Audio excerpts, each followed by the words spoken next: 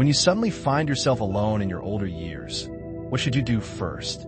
It's one of life's hardest transitions, living alone after decades of companionship. Whether it's the passing of a spouse, children moving far away, or simply the quiet drift of time, loneliness after 60 or 70 isn't just common. It's deeply human. But here's something most people won't tell you.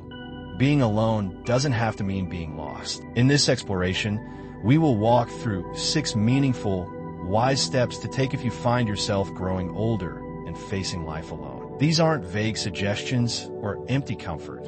They're practical, grounding actions that many older adults have taken to not just survive solitude, but find a new kind of peace and purpose in it. One of the first things wise older people do when they find themselves living alone is establish a small, consistent physical routine that grounds their day. This isn't necessarily for fitness or for show, but to feel anchored. When you're alone, time can blur, days lose their structure, and it's easy to drift without even realizing it. A simple, repeated movement like stretching in the morning, watering plants at the same hour, or walking the same quiet path creates rhythm, and rhythm creates a sense of control. There's a psychological term called somatic grounding, which basically means using the body to steady the mind. When you touch the same wooden chair, feel the floor under your feet, or raise your arms with a slow breath each morning, you're telling your nervous system, you're here, you're safe,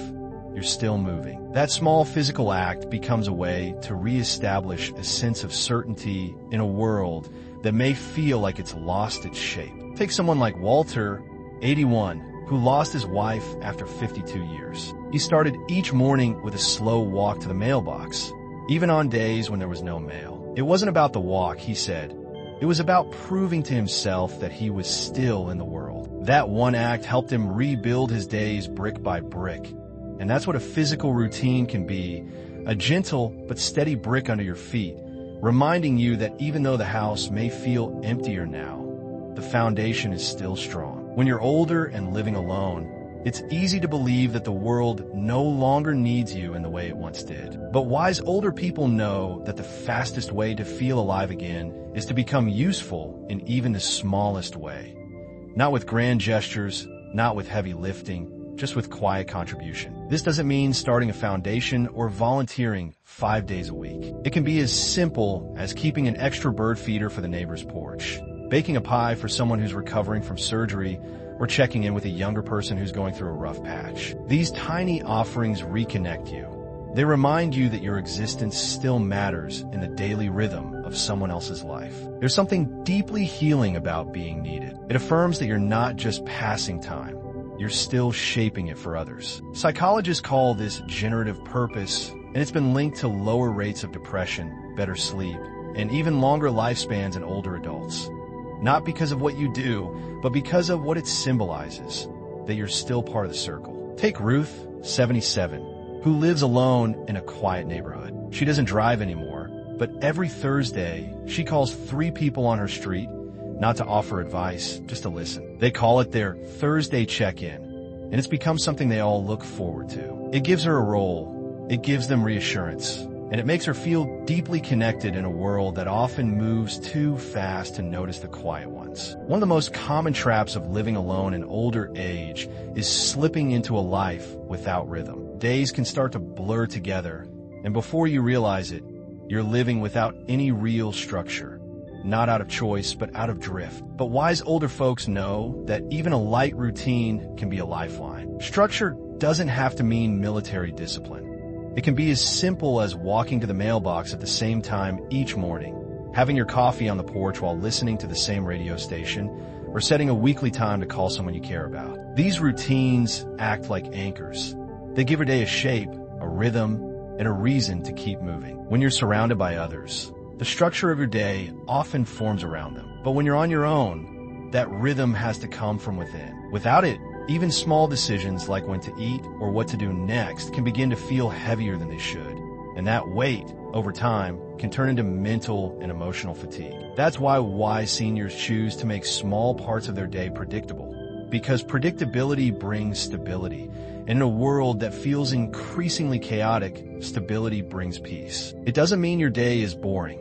It means your mind doesn't have to keep scrambling for direction. That energy can be saved for the moments that really matter. Take Bill, 81, who starts his morning with toast, peanut butter, and one chapter of a Western novel. He follows it with 10 minutes of stretching, not because he has to, but because he wants to feel ready for whatever the day might bring. His routine isn't fancy, but it gives him momentum, and momentum, when you're living alone, is everything. There's a quiet ache that can grow when you live alone, not just from being without company, but from feeling unseen.